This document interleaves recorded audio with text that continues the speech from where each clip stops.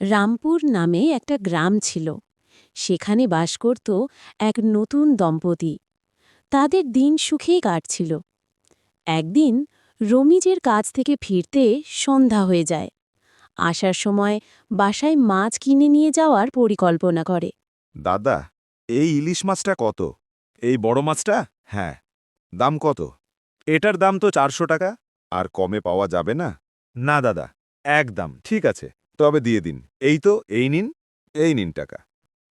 রমিজের বাসায় যাওয়া পূর্বে একটা জঙ্গলের মতো রাস্তা আছে। দুপাশে বড় বড় গাছপালা। সেই রাস্তা দিয়েই প্রতিদিন বাড়ি যেতে হয়।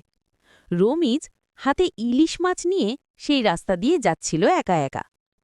একে তো সন্ধ্যা হয়ে গিয়েছে, তার উপর আবার মাছ নিয়ে যাচ্ছিল। বাহ, কি সুন্দর ঘ্রাণ! মনে হচ্ছে কেউ মাছ নিয়ে আসছে। এত বড় মাছ, এটা তো আমিই খাবো। কিছু দূর যাওয়ার পর রমিজে ভয় হতে থাকে। তার মনে হয় কেউ তার পিছু করছে। সে বারবার এদিক ওদিক তাকাচ্ছিল, কিন্তু কাউকেই দেখতে পায় না। এভাবেই সে জঙ্গলে রাস্তা পেরিয়ে বাড়িতে চলে যায়। বাড়ি গিয়ে মাছটা বউয়ের হাতে দেয়। এই নাও গিন্নি, এই মাছটা তোমার জন্য নিয়ে এসেছি। ও মা, এত বড় মাছ! তাই সন্ধেবেলা কেন আনলে? এখন কি আর ইচ্ছে করে মাছ কাটতে? আহা, রাগ করো না, কেটে ফেলো।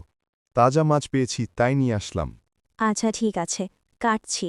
রাতে কি মাছ ভাজা দিয়ে ভাত খাবে? হ্যাঁ, আমি বরং যাই, হাত মুখ ধুয়ে আসি।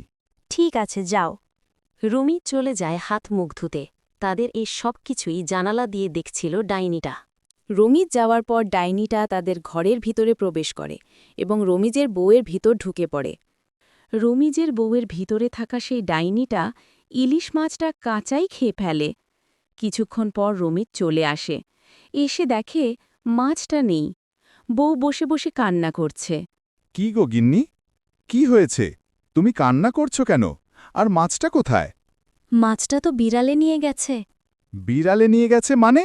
তুমি ঘরে থাকতে এত বড় মাছ কিভাবে নিয়ে গেল? আমি পানি নেওয়ার জন্য বাইরে গিয়েছিলাম, এসে দেখি মাছ নেই।